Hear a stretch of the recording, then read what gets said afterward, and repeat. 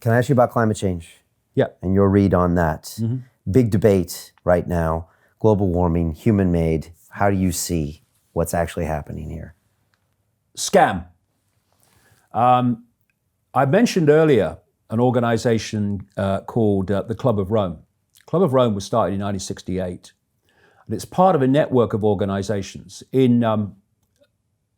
Towards the end of the 19th century, early 20th century, secret society was created in Britain called the Round Table. The first head of it was Cecil Rhodes, who was a Rothschild agent. That's why he went into southern Africa and pillaged the gold and diamond resources and destroyed that society on behalf of the Rothschilds.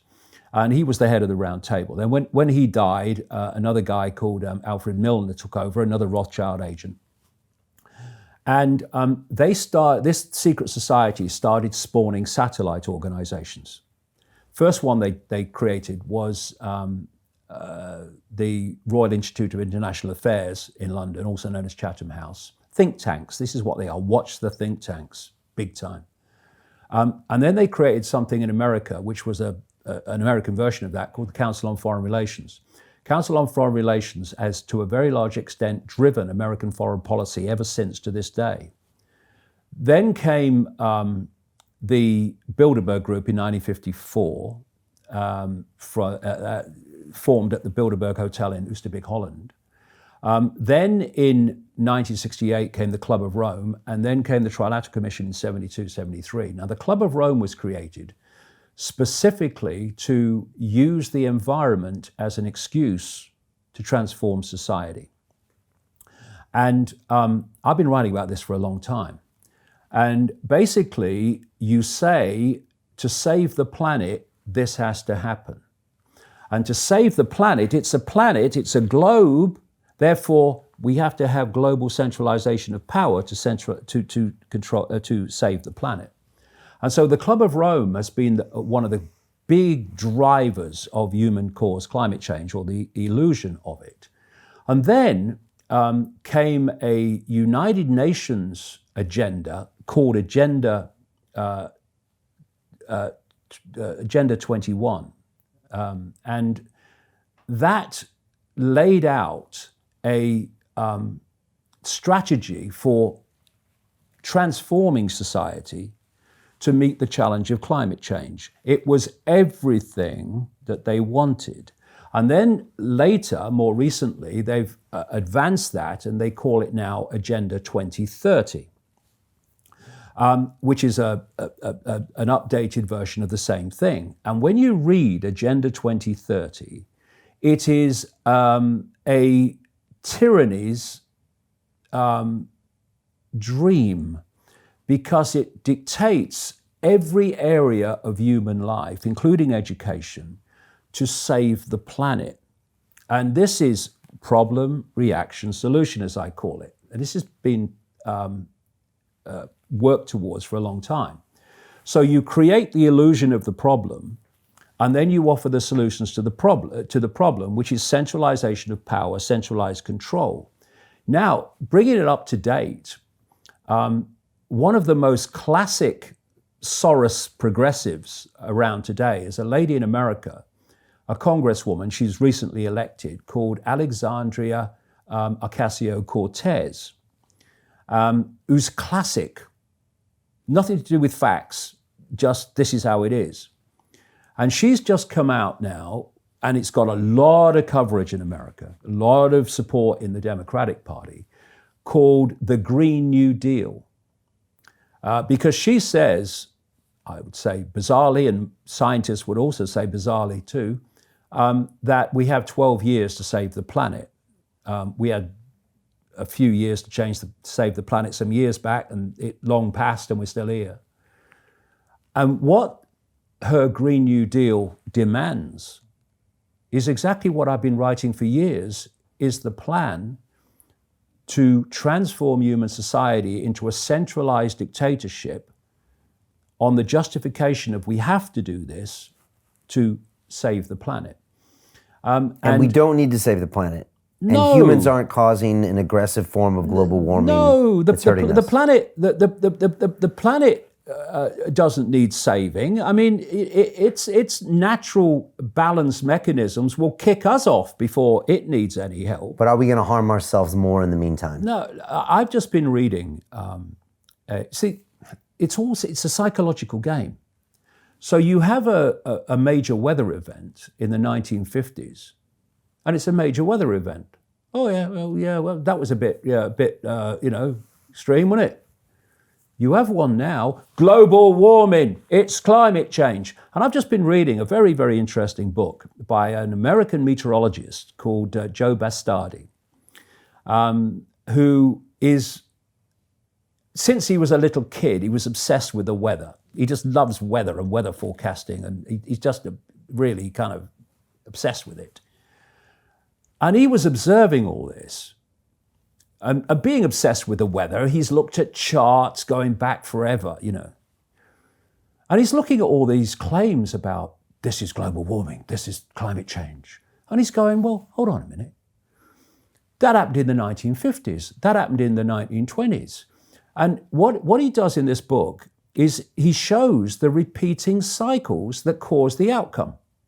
So in the 1920s or earlier, there is a cycle where the Atlantic cools and the Pacific warms. There's another cycle where the Pacific cools and the Atlantic warms. And that has a knock-on effect that eventually reaches a weather outcome. Now, he's pointing out in this book that when this sequence happens today, the outcome is, that's climate change, we're all going to die. And then he goes back in his book and he shows that in the 1950s, the 1940s, this same cycle happened, and the outcome that he's now blamed on climate change happened. I mean, the planet today is nothing like as warm as it was in what they call the medieval warm period, when there was no carbon dioxide emissions from technology. I mean, what caused it then? Turbocharged handcarts? I mean, it's crazy. And the other thing is that we went from this really warm period, the medieval warm period, about 1,000 years ago, and then we came down into what they call the Little Ice Age, which is still portrayed today on some Christmas cards with people skating on the Thames, when temperatures became very, very cold. And there's a correlation between the two, which I'll come to in a second. And then we started coming out of the Little Ice Age into the present day. And a lot of, they say, this is the warmest day since records began. A lot of those records began, well, we're still coming out of the Little Ice Age.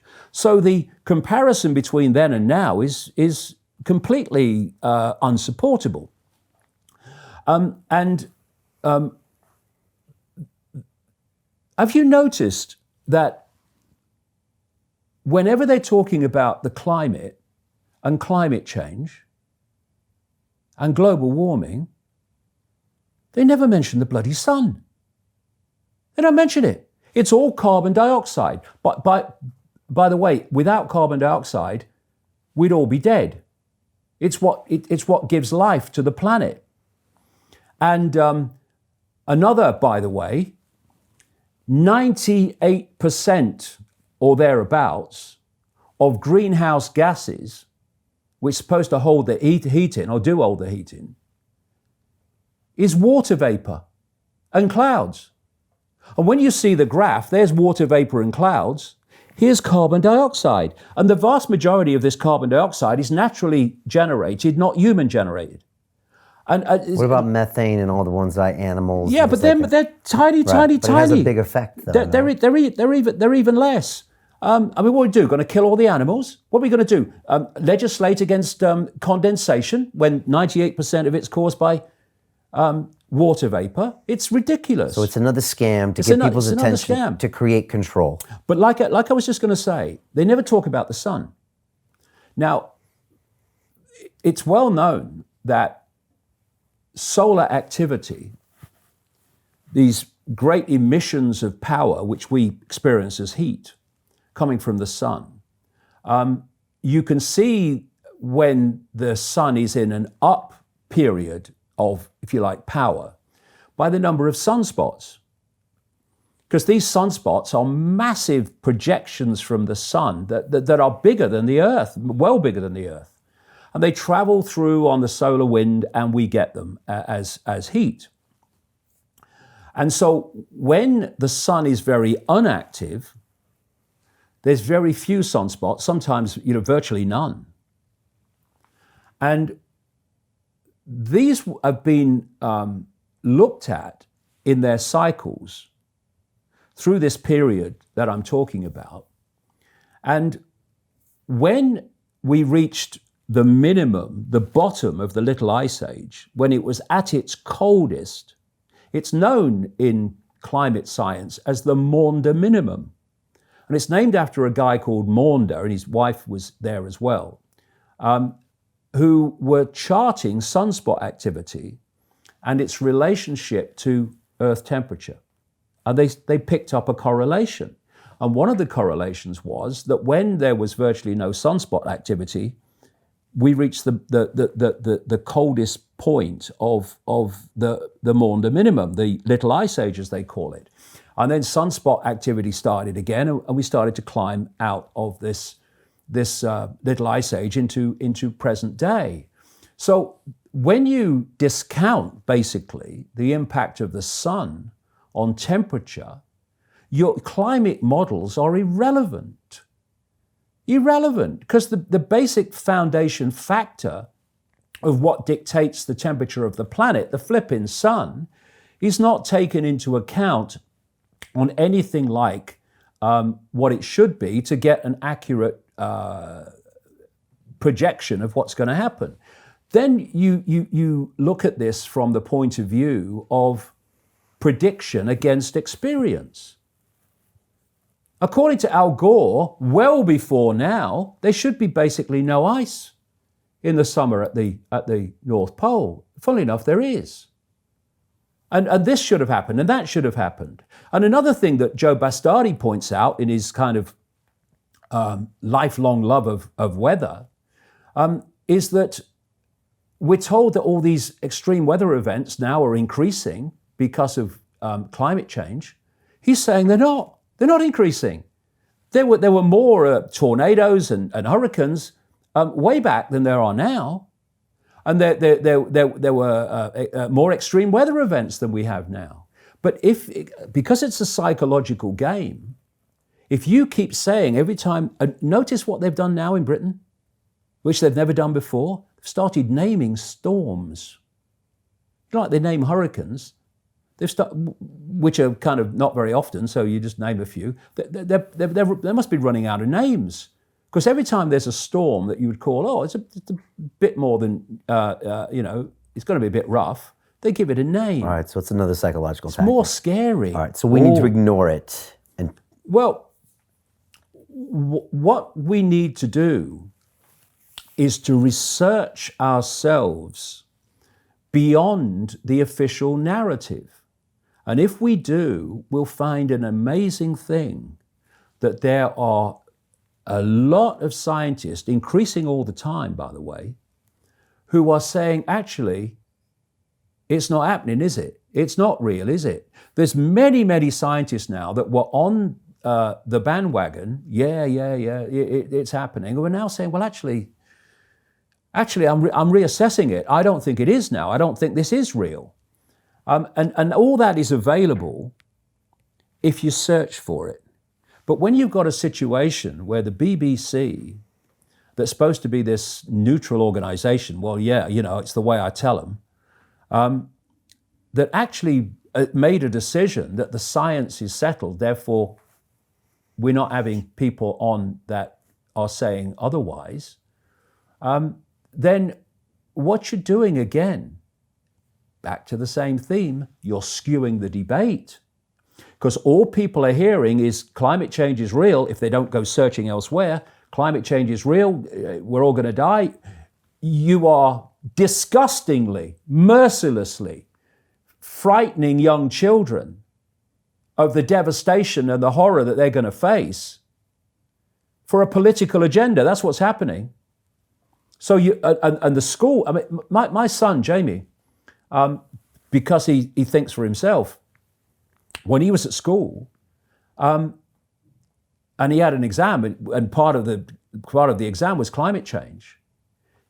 He was obviously going to put that actually there's evidence to say that it's actually not happening. And his teacher said, well, I have sympathy with that, but if you say that, you won't pass, right? So again, wherever you look, where there's an agenda, you can't win. You don't have the agenda, or you don't have the debate. So what you have now is anyone that is questioning the official narrative of so-called global warming, climate change, and it became climate change, by the way, when the temperatures leveled out and they couldn't call it global warming anymore. They're now climate deniers, which is obviously psychologically linking to Holocaust deniers, et cetera, et cetera. And so if you only hear one thing, that's overwhelmingly going to be the perception you have. Okay. And if you say to people, well, why do you believe that climate change caused by humans is real? They'll say, well, everybody knows that. Well, everybody knows that because that's all everyone's ever heard. When you go and do the research, you find actually it's a house of cards. It's just based on repetition. You know, go and research. The 97% of scientists believe that global warming is caused by humans. Go and research that, and you'll find, if you follow it back, it's based on wind. It's based on no substance whatsoever. It's a complete hoax, but it's a great line. Oh, 97% of scientists agree that it's caused by humans. Oh, well, if 97% of scientists agree, it must be true. You chart that number back and see where it came from. Even the Wall Street Journal trashed that. Okay. But it's still parroted all the time as justification for transforming human society, destroying beautiful landscapes with wind farms that are incredibly inefficient, and so on.